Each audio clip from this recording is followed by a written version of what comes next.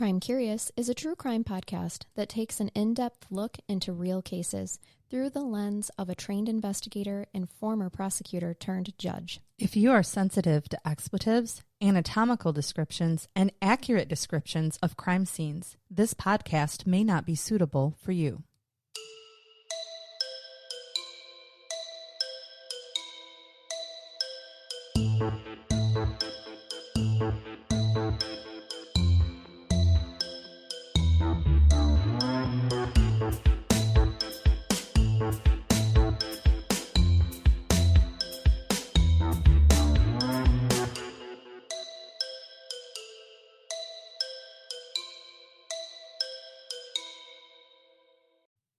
Welcome to Crime Curious. I'm Charnell. And I'm still rotisserie Jason for today. Rotisserie Jason. Actually, that's not what your shirt says. What does your shirt say? Oh, my shirt says, "Hello, my name is Inigo Montoya. You killed my father. Prepare to die." And it's on a name tag sticker on your shirt. For the video viewers, it's like I'm at a conference and I wrote it on the "Hello, my name is" sticker. Oh, speaking of conferences, Megan is out of the studio this week because she is at another judges conference like you. We explained to everybody last week, not that you would listen because we know you don't listen unless you're on the episode.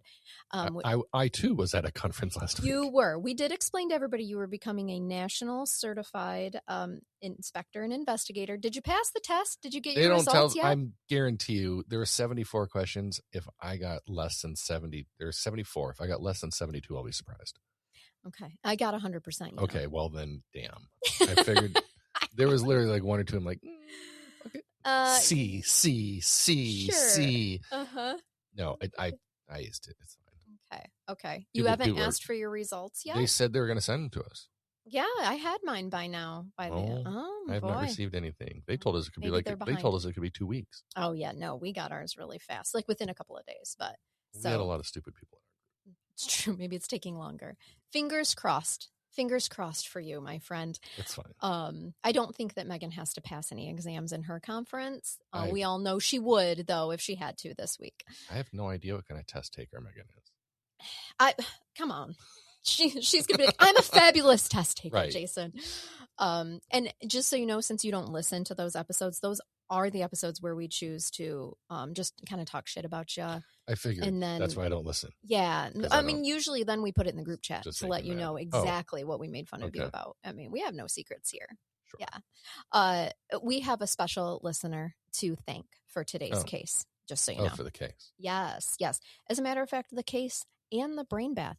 It is like the whole episode is It's like dedicated. It's Thanksgiving Day. Yes, we are. And we're thankful. We are thankful for this listener, Kara or Kara, depending on how she pronounces it. She didn't give me a phonetic spelling. It's just C-A-R-A. So probably Kara. I don't know. You know, she's an avid listener and I appreciate that. And she's a Patreon. And she sent us not only this case suggestion, but then the brain bath that we're going to do. And she often interacts with us on Patreon, and I adore it. I just absolutely adore it. And so thank you. Dedicating this entire episode is brought to you by Kara. By Kara. Kara. Thank you for being invested, Kara. Yes. And we got a couple of real douchers for everybody today.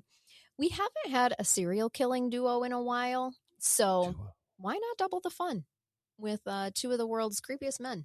Actually, we're going to talk today about Charles Ng Chi Tat and Leonard Lake.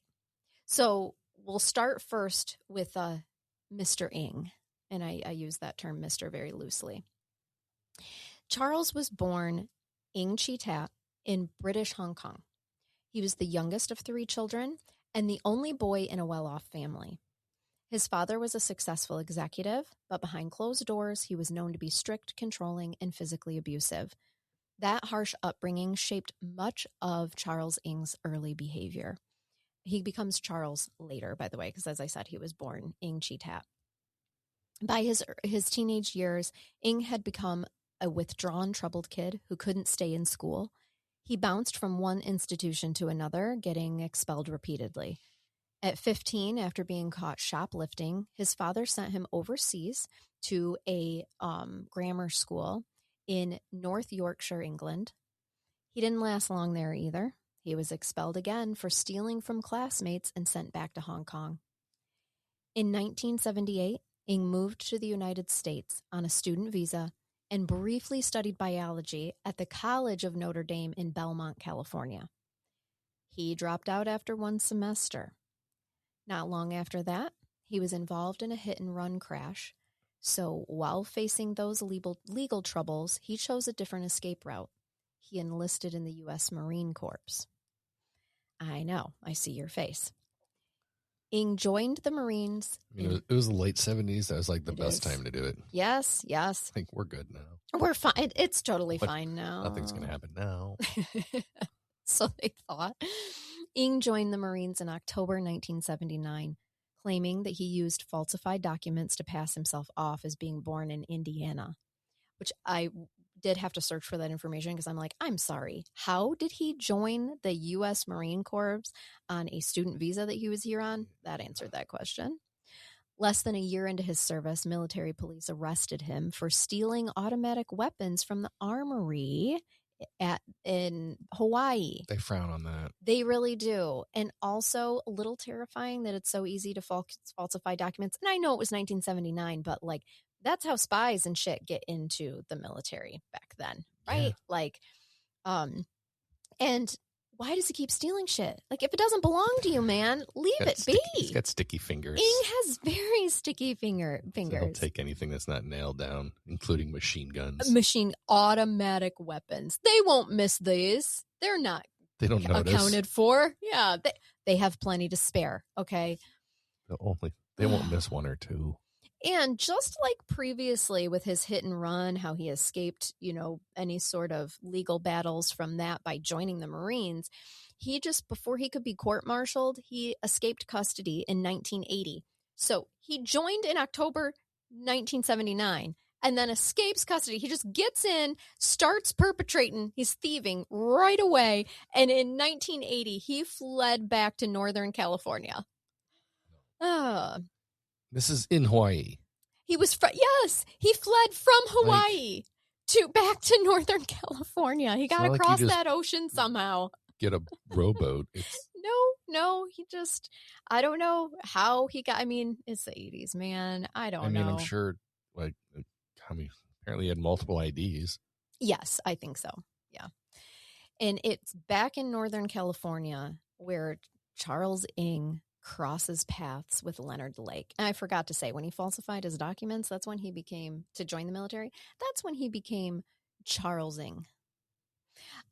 Anyway, so he crossed path with the other douche canoe that we're going to talk about today, Leonard Lake. This coupling, their friendship, sets the stage for one of the most disturbing criminal partnerships in American history.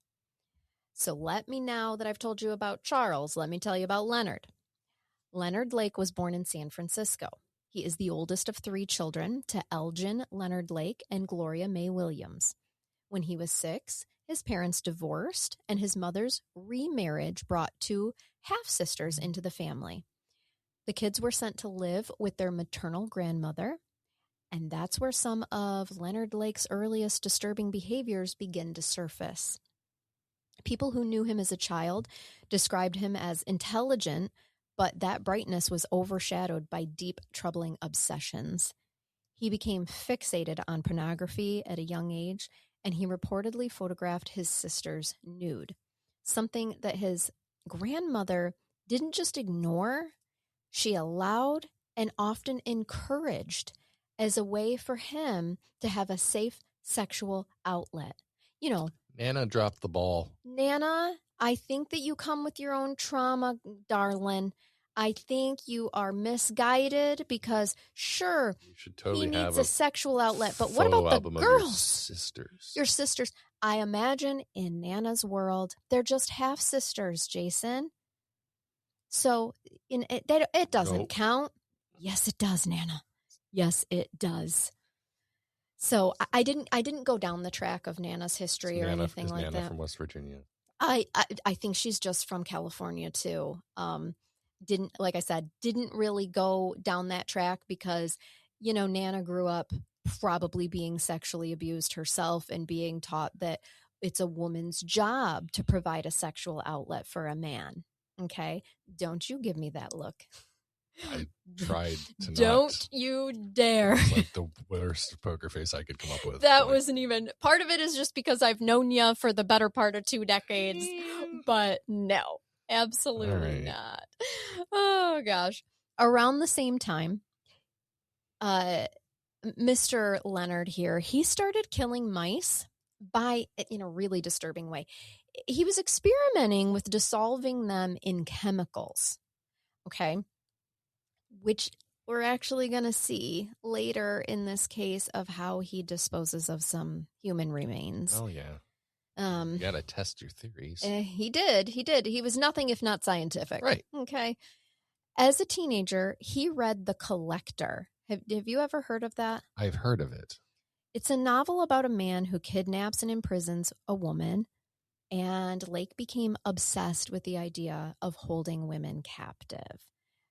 No part, I'm sure, to do with Nana and her encouragement. I guess he didn't just take pictures. Well, I'm afraid that Grandma over there was probably like, why don't you just keep one for yourself like a pet? Leave all those other girls alone. Just pick one. For the record, I'm laughing at your voice, not the topic. Right.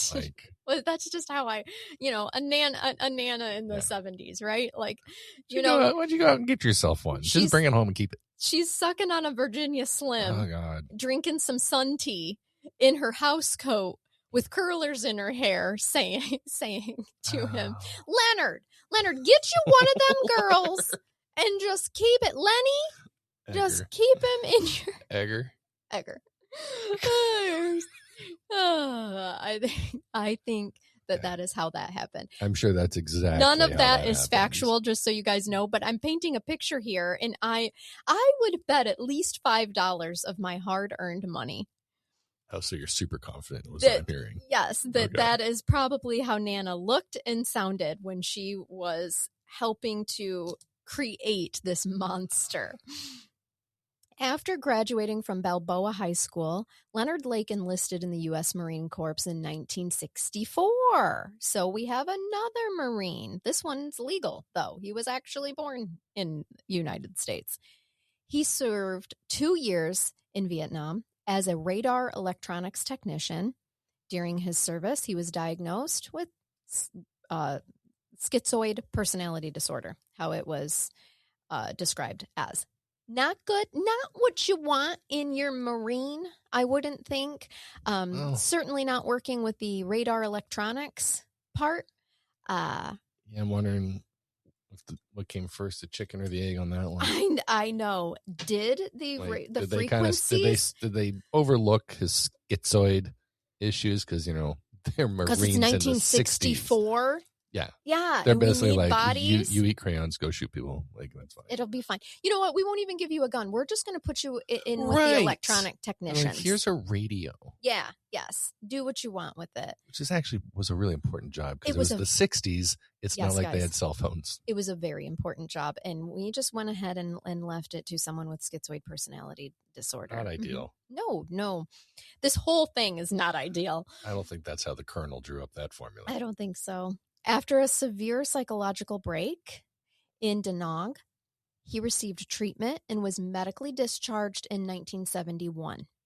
So he did serve for quite some time, 1964 to 1971. It took him that long before he had a psychological break. I kind of commend him.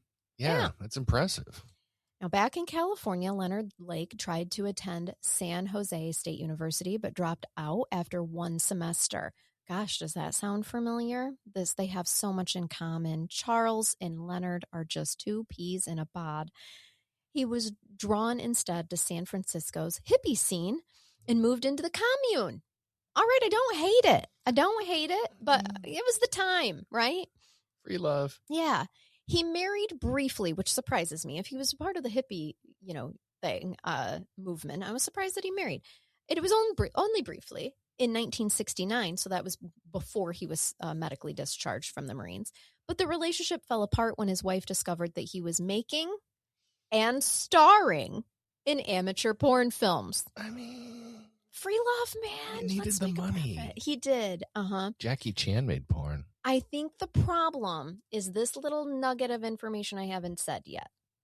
I don't know if it was the amateur porn that bothered her or if it was the bondage and really sadistic. It's not so much that it was the pornography; it was the content. The content of it. It was very, very sadistic. Mm-hmm. Yeah. So that did it. That threw a wrench in the marriage. And then here is Nana once again.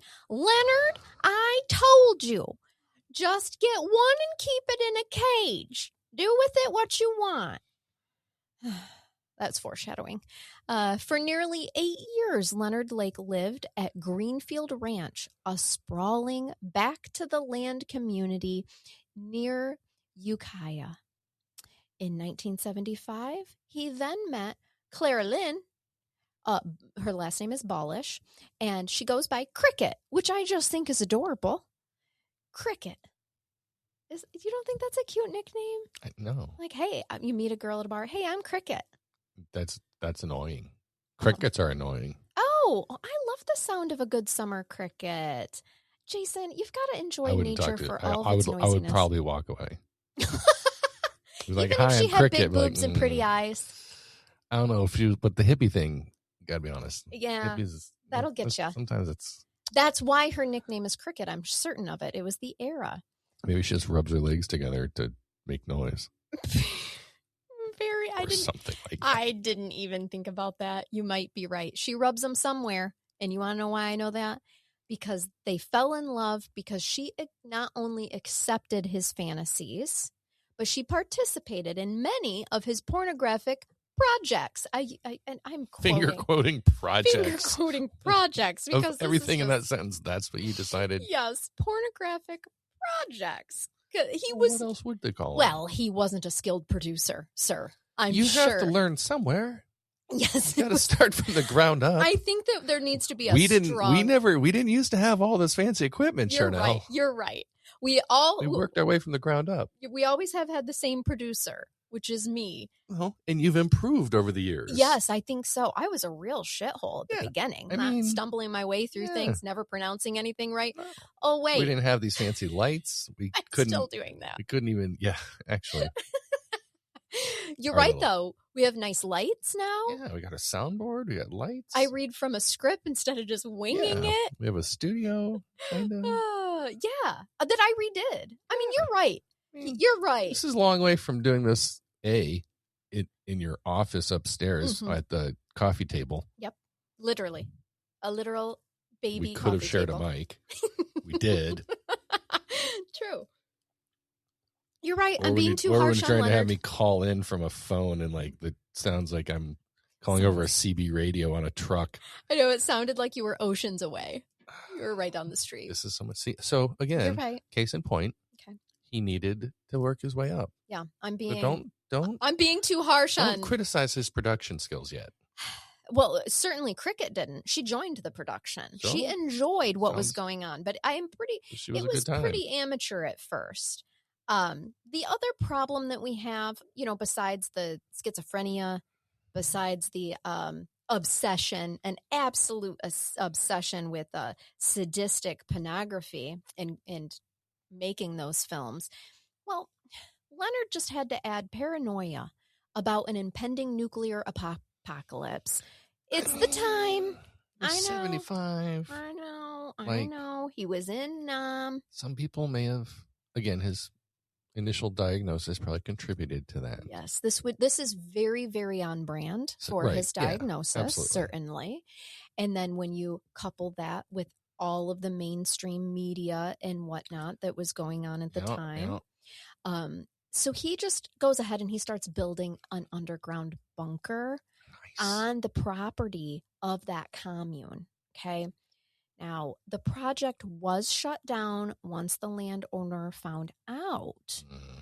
But the idea of a bunker, a place to hide, control, and imprison someone never left him. And no, there is no information that he was ever taken as a war prisoner or anything like that. Because I did look for that because I'm like, where did this come from?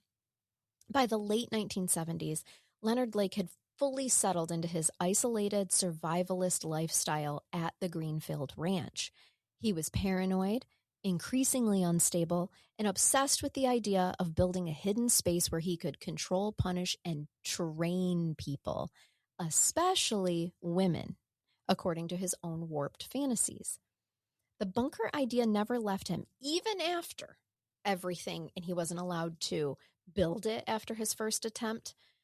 But this is around the same time when Charles Ng was on the run. After escaping military custody for stealing weapons from the Marine Corps Armory, remember, back in Hawaii, and he fled back to California? Well, this is the same time that he meets Leonard, right during one of Leonard's real obsessive psychological breaks. And the thing about Charles is that he's young, he's rootless, right? He doesn't have any family or friends in the area. And he was already showing signs of the same violent impulses that had shaped Leonard Lake's life. And it was this environment and the Bay Area's fringe communities in California. There was a lot of survivalist circles at the time, a lot of underground networks. Their paths finally cross.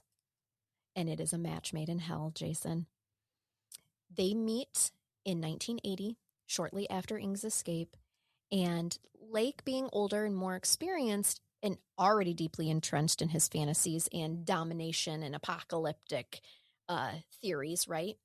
Whereas Ng, on the other hand, was impressionable, eager to belong, and fascinated by Leonard Lake's confidence and extremist worldview. The two men bonded quickly over shared obsessions, which are weapons, women, control, torture, and the belief that society was collapsing and that they were entitled to carve out their own twisted version of survival. You know, values that all good men carry. I just don't know how you got from A to B. Like, math has never been my strong suit. Okay, I don't know. I like guns. Yep. I like chicks, women, but I also really like torture, and tying him up and prepping for the apocalypse. Yeah, and can we ball this all into one for you? The world's gonna end too. And then he meets Charles. He's like, we should start a club. Right. It's a club when there's more than one. Right. Yeah. Otherwise, you're just playing with yourself. If there were 12-year-olds, they'd be up in a tree. But no, they're adults with a bunker. Yeah. Same thing. Just a little more force. Yeah. More deviant. Much more deviant. So Leonard Lake saw Ng as a willing apprentice, someone who could help him build the bunker that he'd always wanted. It's a second pair of hands. He's got himself an apocalypse buddy, someone who wouldn't question his fantasies because he shared them, and someone who could be molded. So Charles Ng saw a mentor in Leonard Lake that validated his darkest impulses, right? Like, oh yeah, this guy, he's onto something. It could be untreated mental illness, but he's onto something. Right. Their partnership evolved with disturbing speed. Leonard Lake, already steeped in his fantasies of control and captivity, it really takes the lead with Charles Ng, right? And the thing is that Charles had spent most of his life being dominated, abused, or rejected. So he gravitated towards someone who was so accepting of him and so confident and willing to take control without abusing him, really. But he doesn't realize he is being manipulated. Leonard Lake had long dreamed of creating that hidden compound, a place where he could ride out what he believed was the inevitable nuclear apocalypse.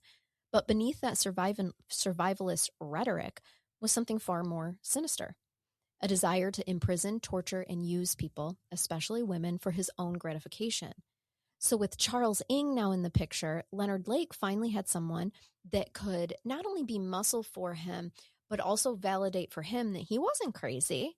It's not his schizoid personality disorder. This is how it should be. I'm a man. I can take what I want. So the two men eventually settle on a remote piece of property in Willysville, California. Excuse me, Willseyville, not Willie, like not like a penis. Willseyville, it's okay. Willseyville, California. Google Translate told me so. Sure. It was isolated, quiet, and surrounded by dense woods, the kind of place where screams couldn't carry and visitors were rare. So Leonard begins constructing what he called his bunker. It was a fortified underground structure outfitted with hidden rooms, reinforced doors, and a space designed explicitly for holding captives. So just like the worst environment imaginable. Right. So the worst, just say that. Just the worst environment imaginable. That's all you had to say. On the surface, Leonard Lake presented himself as a harmless survivalist, tinkering with projects in the woods. But inside that bunker, he and Charles Ng created a world built on domination, terror, and complete control. They stockpiled weapons, recorded their fantasies, and prepared for what they believed was their own twisted version of the future. As the bunker took shape, so did their plan. And once the structure was complete enough to serve its purpose, the pair began luring victims who ended up being neighbors, friends, drifters, and entire families into their isolated compound. Once the Williesville bunker was in place, they start this chilling pattern that later to the public would be known as the Miranda murders, a name inspired by the female character in The Collector, that novel that I told you about that fueled Leonard Lake's obsession with kidnapping and captivity. That female character was Miranda. Over the next year, the pair abducted men, women, and even children. They searched for vulnerable populations, according to court records. The men and infants were usually killed right away. Women, however, were held captive, assaulted, tortured, and ultimately murdered. Many victims were lured under the guise of friendship or offering help. Others were ambushed. Men were often killed like quickly, not tortured the way that women were.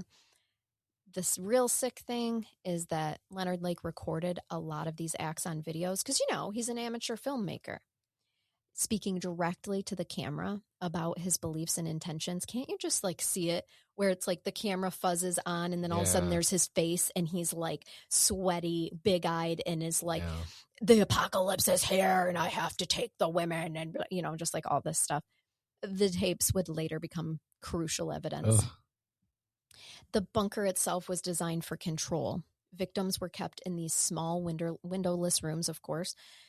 Lake and Ng stockpiled these restraints and supplies and weapons and what they were. I mean, really, they kept trying to justify it by saying they were preparing for the apocalypse, but that's really what neither one of them were actually doing. And it was almost like they even fooled each other into we're doing this for the apocalypse, but you don't need a bunch of restraints and stuff for the apocalypse.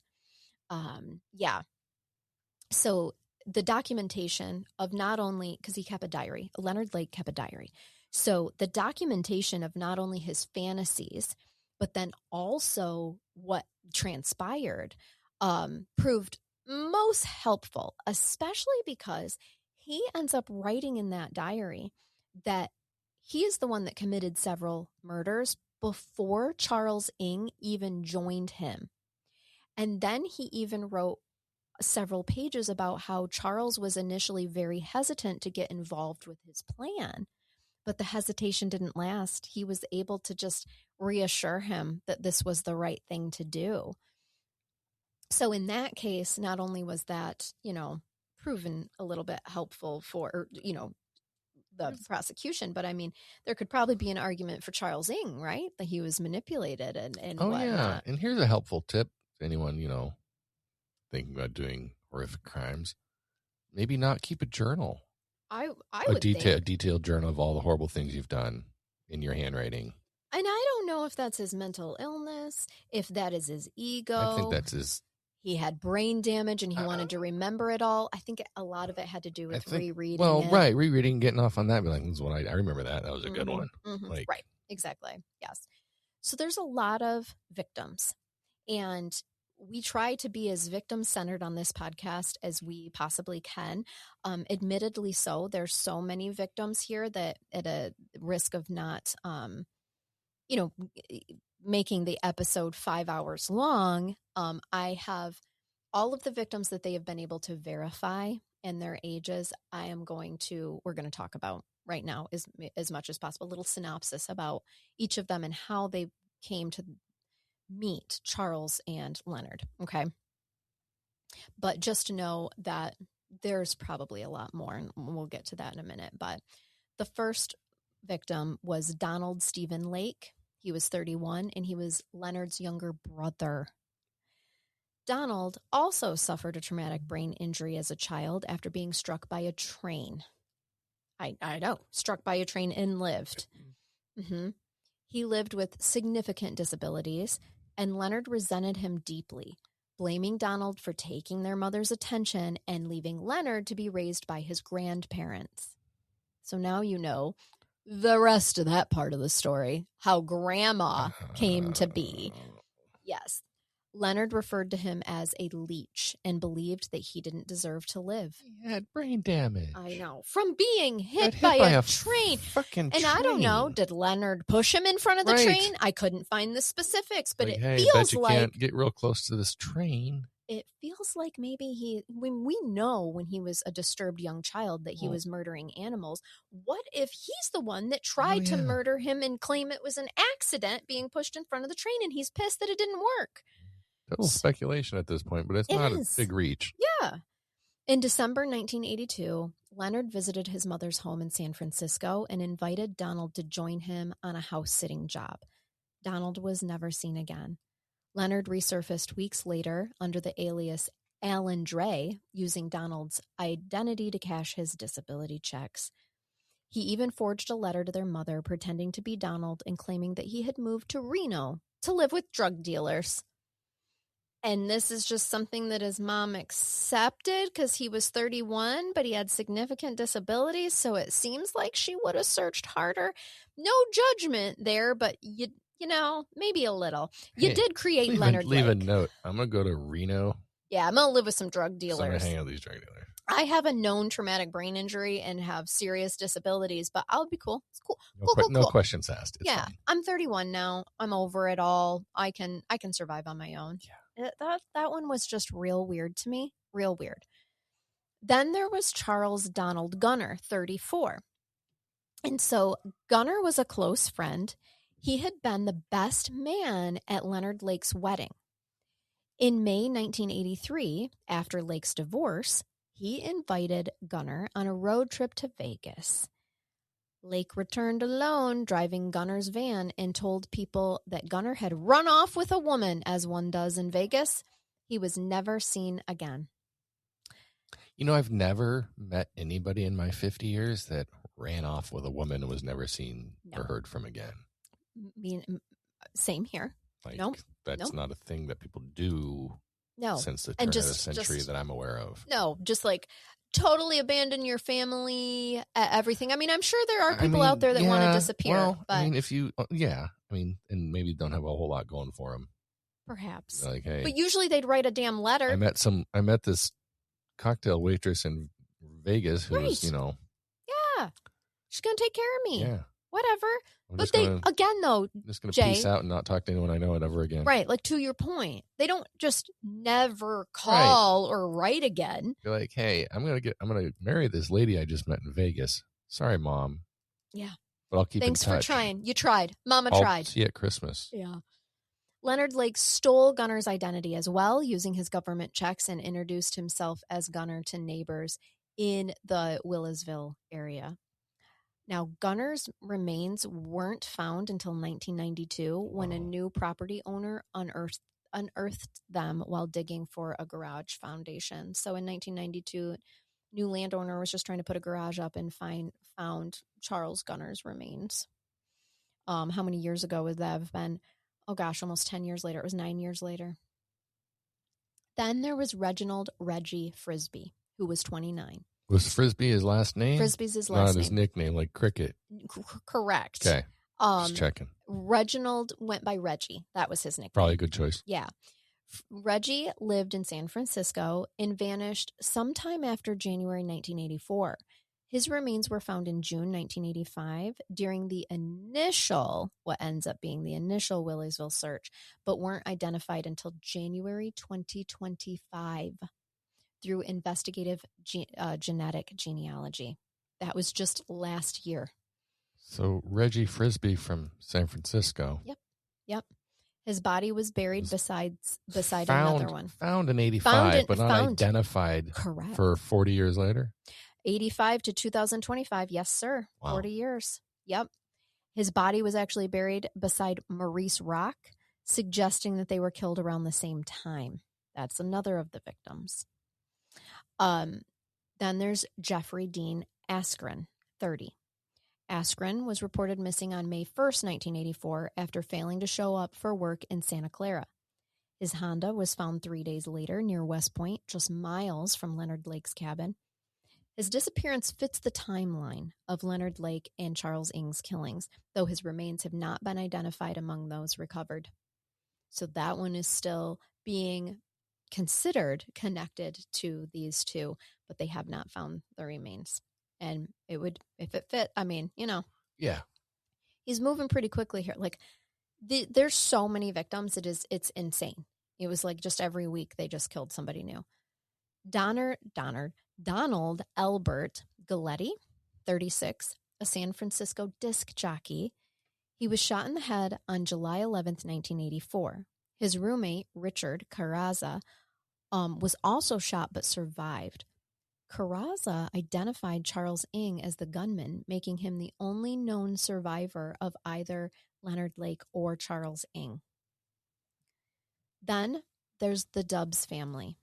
Harvey, 30, Deborah, 33, and Sean, just 1 year old. On July 25th, 1984, the entire Dubs family vanished from their San Francisco apartment. Deborah had been on the phone with a friend when she said 2 men had arrived at the door. They were never heard from again. A receipt in Harvey's name and video equipment from their home were later found at Leonard Lake's cabin. He took a whole damn family. I just don't see the incentive or motive of just, obviously serial killer, but yes, like there's no. It's the domination. The kids, like Sean and Harvey, they would have killed right away, but Deborah, they would have kept alive. And there's videos like of all of the torture and the sexual assault that happened to any woman that I am mentioning here. Mm-hmm. Maurice Rock, which I mentioned before, the Dubs family, was 37, and he lived in San Francisco, rooming a San Francisco rooming house is what I'm trying to say, where Leonard Lake had rented a room under the name Alan Dre. Remember, after he killed his brother, I believe it was, he went by Alan Dre. After Maurice Rock disappeared, a neighbor saw a man, later identified as Leonard Lake, removing a refrigerator from Maurice Rock's room and offering to photograph her. Rock's remains were found. So Maurice's remains were found next to Donald Galletti, as I had mentioned. So this was 85? This one is, yes, 84. Okay.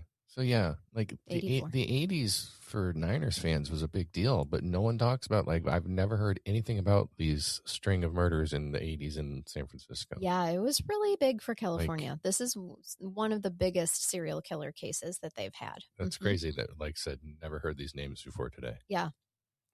There was Randy Vern Jacobson, 35. Jacobson disappeared on October 15th, 1984, after entering a business deal with Leonard Lake. Leonard stole his identity and attempted to take his van, but it was towed before he could move it. Jacobson's remains were buried and found on their Lake's cabin property. Then there's Paul Stephen Cosner.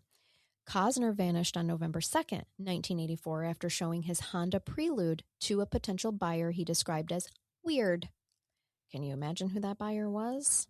Guess it was Lake. It was Leonard Lake, and he was actually arrested driving Paul Cosner's car when he gets arrested in June 1985. Paul Cosner's remains have never been found. Yeah. There's Cheryl Lynn Okoro, 25. She disappeared on November 16th, 1984. Now, Paul Cosner disappeared November 2nd, 1984. So this is just 2 weeks later. From the same rooming house where Maurice Rock had lived. Her belongings, photographs, and an 11-page letter were all found at the Williamsville site, but her remains were never recovered. Then there was Clifford Raymond Parantu, 23. He was a co-worker of Charles Ng at the Dennis Moving Company. He went missing January 20th, 1985. Leonard Lake later sold Clifford's motorcycle, and several of his belongings were found in Charles Ng's apartment, but he also is connected with them. I mean, obviously with several of his belongings there, but it's just 23, man. Then what's interesting to me is the varying ages. We have everybody from almost, from 39 to like teenage. Right. It's so crazy. Then there was Jeffrey. Well, actually, 1-year-old. Sean was 1. And I think that's why I was kind of like, there's no rhyme or reason to his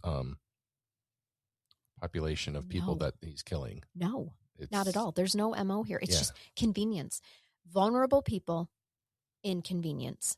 It's just coming into contact with them in the wrong place at the wrong time. Jeffrey Dean Gerald was 25. He disappeared on February 24th, 1985, after telling friends that he was helping Charles Ng with a moving job. He was never seen again. Because remember, he worked for Dennis Moving. Investigated at all?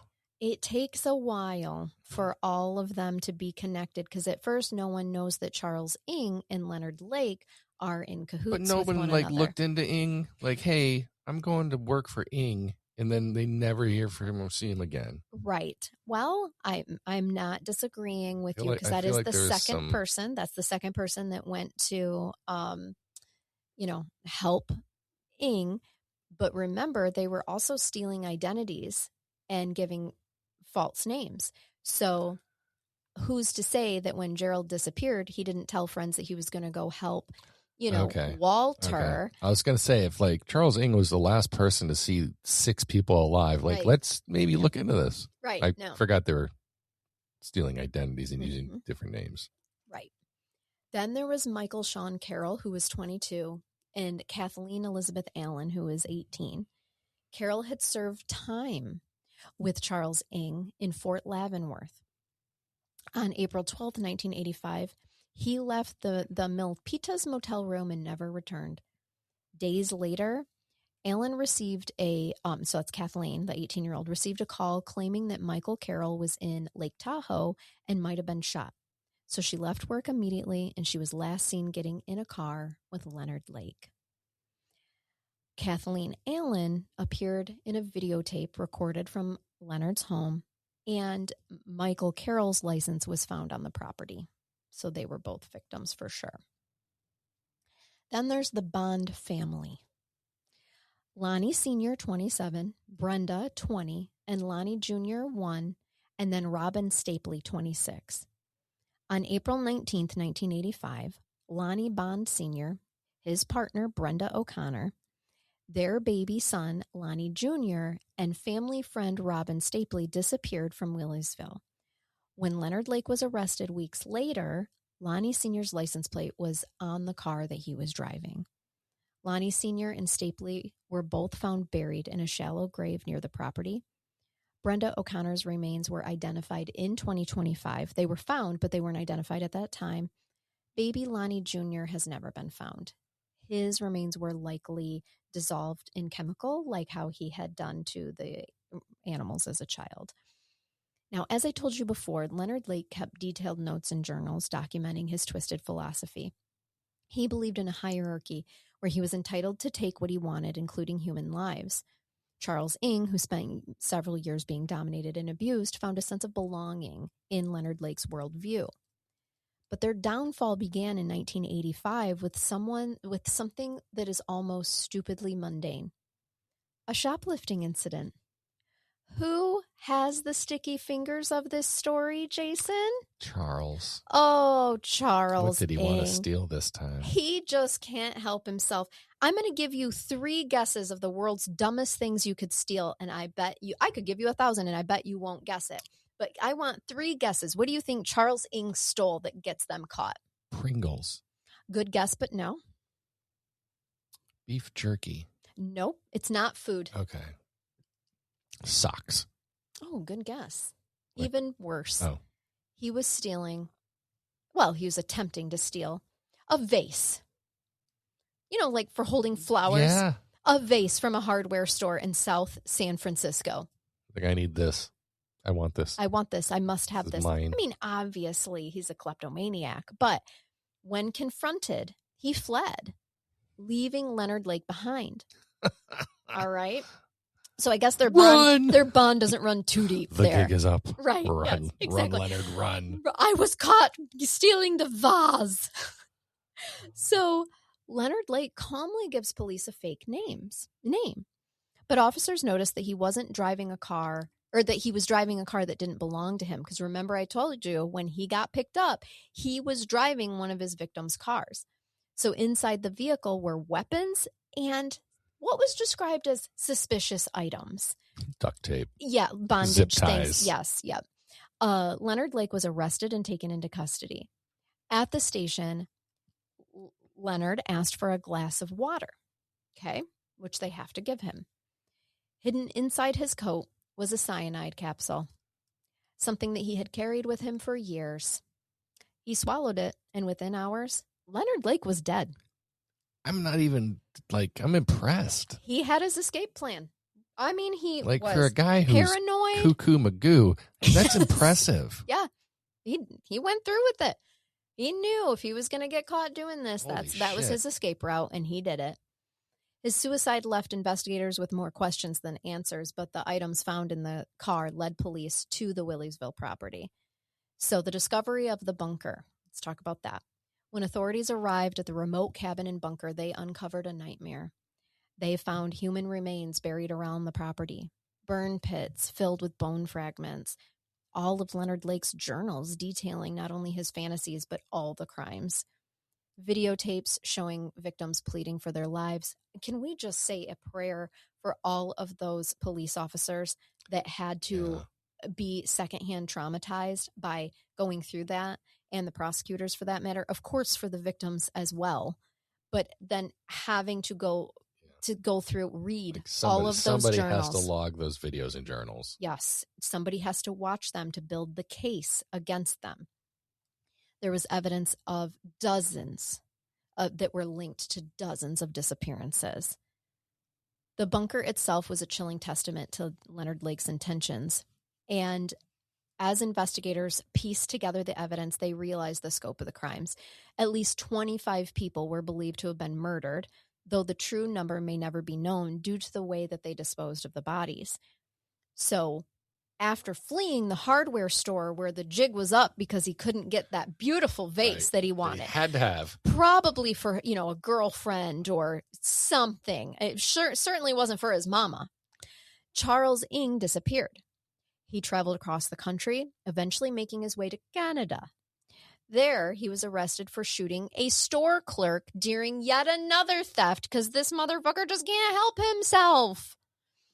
So while in Canadian custody, authorities connected him to the Williesville murders. And Ng fought extradition for years, claiming that he wouldn't receive a fair trial in the United States because of all the coverage at the time on it. After a lengthy legal battle, he was finally returned to California, and his trial was one of the most expensive in Californian history. The prosecutors presented all of Leonard Lake's journals, the videotapes, the physical evidence from the bunker, witness testimony, and Charles Ng's own statements and behavior. He attempted to blame Leonard Lake for everything, portraying himself as a passive participant, but the evidence showed that he was an active, willing accomplice. He was convicted of multiple counts of murder and sentenced to death.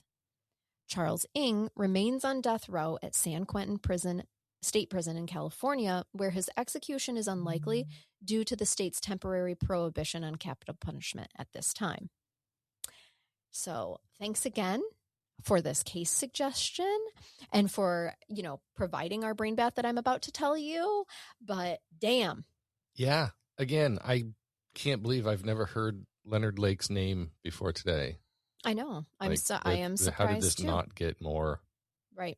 Oh, I'm sure it absolutely did it in its time. Now it's 2026 and there are new scaries to right. dominate. Yeah. Right. Okay, so let me read you this email. Okay. So Kara has a daughter named Imogen. All right. And Imogen is actually who we have to thank for this story, because without her, it wouldn't have been possible. This is the email. Quote, "So a couple of years ago, my daughter told me about this and I was instantly humiliated after the fact. We used to attend a church that eventually became somewhere that didn't align with our ideas of what church could be. Our son dated the pastor's daughter for a bit. While they were dating, she and my daughter, Imogen, became friends. Now, my daughter is a snooper. My husband and I have a private box in our closet, which she found. Since I've had 2 children, my pelvic floor is obviously weak. I mean, obviously, yeah. Sure. And I had purchased Kegel weights years ago. Now, Jason, do you know what those are, Kegel weights? I could start to guess. Or you could just tell They're me. just weighted balls, and then you insert them into That's your what I pelvic assumed. floor and try to keep them inside, and it helps to strengthen your pelvic floor. Okay. It's a very, very good, efficient is what I'm trying to say, way after bearing children to strengthen your pelvic floor. It's not a sexual thing. I mean, it doesn't have to be. I'm sure you could turn it into that. I think in 50 Shades of Grey, they actually did, as a matter of fact. I believe that he made her put those in and keep them in. I skipped that movie and book. Oh, okay. Well, I'm giving you the highlights right now, my friend. But anyway, I'm just saying it's a normal thing. You don't want the Kegel. Was that in the trailer? Yes, it was. A Kegel ball fell out of her underwear and bounced across the ballroom floor, embarrassed her. I'm kidding. That didn't happen. Holy shit. That never happened. But that would be my fear, by the way, of, if I participated in that. But these Kegel weights are in the box. Okay. They're in the private box. Without asking what they were or actually knowing what they were, my daughter made an assumption. She said, ...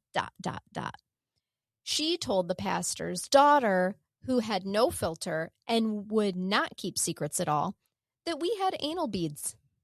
So the pastor and probably most of the church to this day think my husband and I use anal beads. I'm not stinking a kink, but that's not something I really want church members thinking about us. They get a little judgy at the brunch. They do. The after cookie social hour. Yes, cookie socials. That's exactly they get a little judgy because now they're like, they're like, Marge in the second pew is like, that's the one who put stuff in her butt. Yeah, exactly. Like she likes it in the butt. Yeah. You know who else likes it in the butt? The Megan. devil. Oh no! Oh, sorry, what? I saw you different direction. No, sorry. I was saying the church members would be like, "That's the devil's work." Oh yeah, that's the devil working through her, enjoying a little butt play. Yes. Wow. That was a good one. I love that. Also humiliated for you, like after the fact. Oh, that would be. Yep. That'd be awful. Yep. Sorry, Cara. For real. Yeah. Real sorry. And I feel like your daughter, she owes you several things for that one, like several grandchildren and just, good things to make up for that humiliation. Send us something so we know what the correct pronunciation of your name is. Yeah. Now I feel bad. Yeah. Because I guarantee we got it wrong.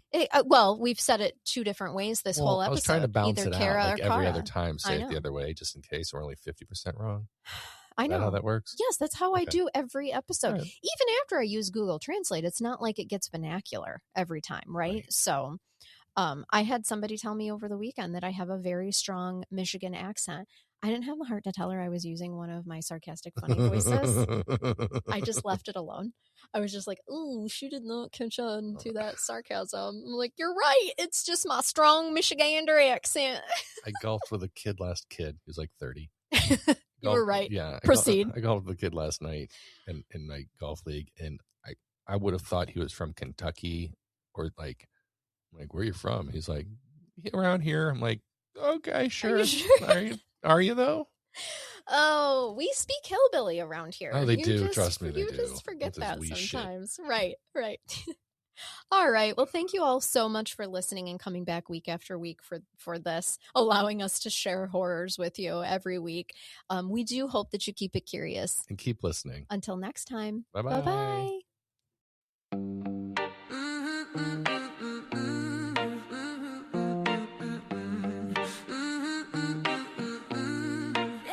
Yeah, used to chase the tears in a different kind of grind, helping little ones leaving our old selves behind. Charnell, Jason, Megan, a trio strong and true, but the system wore us out, needed something fresh and new. So we flipped the script, found the mic and the beat. From deep investigations to stories bittersweet. Prosecutor, the judge, that's Megan on the mic. Charnell digs the dirt, makes sure the facts are right. Crime curious, yeah, that's the name we claim. Shaking our grief, fanning the curious flame. From global listeners to the brain bag we provide. Keep it curious, keep listening with nowhere to hide.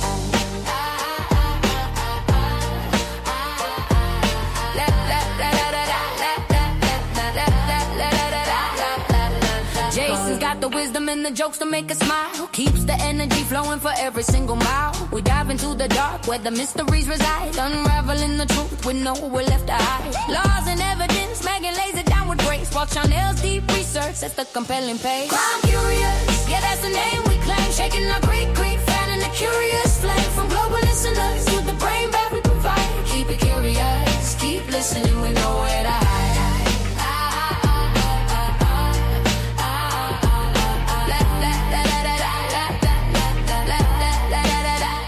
Don't ask about the raccoon, some secrets we just keep. But every week we're digging secrets buried deep.